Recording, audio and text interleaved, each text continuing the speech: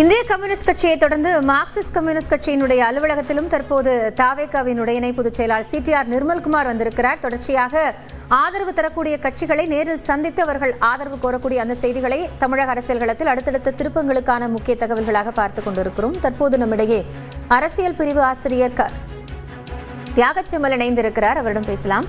வணக்கம் செம்மல். இப்போ இந்த ஆதரவு கோரி சிடிஆர் நிர்மல்குமார் ஒரு பக்கம் கம்யூனிஸ்ட் மற்றும் மார்க்சிஸ்ட் அலுவலகத்திற்கு செல்கிறார். அவர் முன்பாக இருக்கக்கூடிய வாய்ப்புகள் குறித்து நிறைய விஷயங்களை பேசியிருக்கோம். இப்போ எப்படி ஃப்ளோர் டெஸ்ட் அப்படிங்கறத தான் முன்வைக்கணுங்கிறத காங்கிரசும் உறுதியா சொல்றாங்க. என்ன வாய்ப்புகள் இருக்கு? அது தற்சமயம் தமிழக வெற்றி கழகம் ஆட்சி அமைக்க வேண்டும் என்றால் அவர்களுக்கு 6 இடங்களுக்கான ஆதரவு என்பது தேவைப்படுகிறது. இந்த 6 இடங்கள் ஆதரவு என்பதில் தாவேகாவினுடைய பிரதான வாய்ப்பாக அவர்கள் பார்ப்பது விடுதலை சிறுத்தைகள் கட்சி, இந்திய கம்யூனிஸ்ட் கட்சி மற்றும் மார்க்சிஸ்ட் கம்யூனிஸ்ட் கட்சி. இந்த 3 கட்சிகளிடமும் தலா 2 இடங்கள் இருக்கின்றன.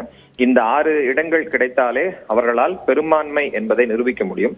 ஆளுநர் தரப்பில் இன்றைக்கு 2வது முறை தாவேகாவினர் சந்தித்த பிறகும் கூட ஆளுநர் தரப்பு தெளிவாக கேட்பது என்னவென்றால், ஆட்சி அமைக்க உரிமை கோரக்கூடிய அந்த பட்டியலில் எத்தனை சட்டமன்ற உறுப்பினர்கள் ஆதரவு இருக்கிறது, அது பெரும்பான்மைக்கு தேவைப்படக்கூடிய அந்த 118 என்பதை எப்படி அடைவீர்கள் என்பதைத்தான் அவர் தொடர்ச்சியாக கேட்டு வருகிறார்.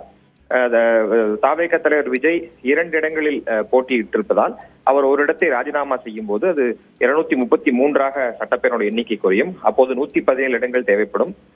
சபாநாயகருடைய ஒரு இடத்தை எடுக்கும் போது 106 சட்டமன்ற உறுப்பினர்கள் தாவேகா பக்கமும், காங்கிரசிடம் 5, விசிக, சிபிஐ, சிபிஎம் 6 என்ற அடிப்படையில் அந்த 117 என்கிற நம்பரை எட்டிவிட முடியும் என்கிற அடிப்படையில் தான் தற்போது இந்த 3 கட்சிகளுடைய ஆதரவை தாவேகா கோரி வருகிறது. ஆனால் இந்திய கம்யூனிஸ்ட் கட்சி அலுவலகத்தில் தாவேகாவுடைய இணை பொதுச் செயலாளர் சிடிஆர் நிர்மல்குமார் பேசிய பேட்டியை சற்று விரிவாக பார்க்கும்போது பல செய்திகள் அதில் உள்ளடங்கி இருக்கின்றன. அதில் மிக குறிப்பான செய்தி என்னவென்றால், தேசிய ஜனநாயக கூட்டணியினுடைய கட்சிகளிடம் ஆதரவை கேட்டிருக்கிறீர்களா என்று செய்தியாளர்கள் கேள்வி எழுப்புகிறார்கள். அதற்கு நிர்மல்குமார் அளித்த பதில் மிக முக்கியமான ஒன்று, இதுவரை கேட்கவில்லை, இனி கேட்கும் எண்ணம் இல்லை என்று அவர் தெரிவிக்கிறார். அப்படியானால் ஆதரவை கோரி ஆட்சி அமைக்கக்கூடிய பட்டியலில் வாய்ப்பு இருக்கக்கூடிய பாட்டாளி மக்கள் கட்சி, அம்மா மக்கள் முன்னேற்ற கழகம், பாரதிய ஜனதா கட்சி, அதிமுக என்ற அனைத்து வாய்ப்புகளையுமே தாவேகா தானாகவே அந்த கதவுகளை அடைத்திருக்கிறார்கள். அவர்கள் அந்த பக்கம் செல்ல போவதில்லை என்பதை சிடிஆர் இந்த பேட்டி என்பது தெளிவுபடுத்தி இருக்கிறது என்பதுதான் முதல் கட்டமாக நாம் பார்க்க வேண்டியது இருக்கிறது.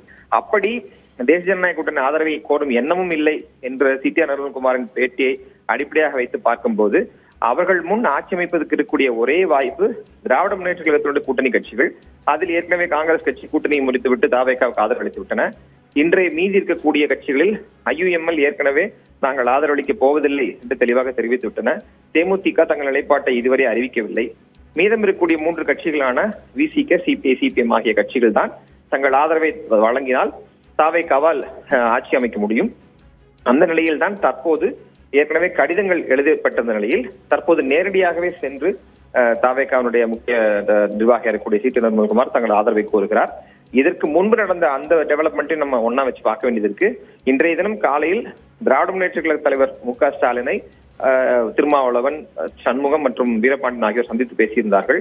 ஆனால் நாங்கள் தேர்தல் தொடர்பாக பேசியிருந்தோம் என்று கூறியவர்கள் தாவேகாவிற்கான ஆதரவை ஐயுஎம்எல் போன்று மறுக்கவில்லை. ஆதரவை எந்த காலத்திலும் தரமாட்டோம் என்ற நிலைப்பாட்டை எடுக்கவில்லை.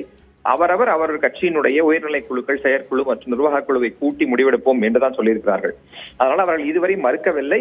இப்போது சிடிஆர் நிர்மல்குமாரின் சந்திப்பு நிகழ்கிறது என்பதை எல்லாம் ஒன்றாக வைத்து பார்க்கும்போது இவர்கள் ஆதரவளிப்பதற்கான வாய்ப்புகள் அதிகம் இருக்கின்றன என்றுதான் நாம் புரிந்து கொள்ள வேண்டியது இருக்கிறது. இருப்பினும் நாளைய தினம்தான் இந்த 3 கட்சிகளுமே அவர்களுக்கான அந்த முக்கிய நிர்வாக குழு கூட்டங்களை கூட்டுகிறார்கள். அதன் பின்னர் தாவேகாவிற்கான ஆதரவை இவர்கள் அறிவிப்பார்கள் என்பதுதான் பொதுவாக நம்பப்படுகிறது. அதான் அதிக நம்பத்தகுந்த வட்டாரங்கள் வரக்கூடிய தகவலாக இருக்கிறது. நடக்கூடிய சம்பவங்களை வைத்து பார்க்கும் போதும், ஏனெனில் இதற்கு முன்பு அந்த ஆதரவை அவர்கள் தெரிவித்திருந்தால் கடிதம் தான் எழுதப்பட்டது. தாவேகா தரப்பிலிருந்து யாரும் சென்று ஒரு பேச்சுவார்த்தையோ அல்லது ஆதரவை கோருங்கள் என்ற முறையான ஒரு ரெக்வெஸ்ட் வைக்கல. அப்படி ஒரு சொல்ல ஆதரவு தெரிவிப்பதும் அந்த கட்சிக்கு தர்ம சங்கடத்தை ஏற்படுத்திவிடும். நன்றி செம்மல். இணைப்பில் உங்களுடைய கருத்துக்களை பகிர்ந்து கொண்டமைக்காக தொடர்ந்து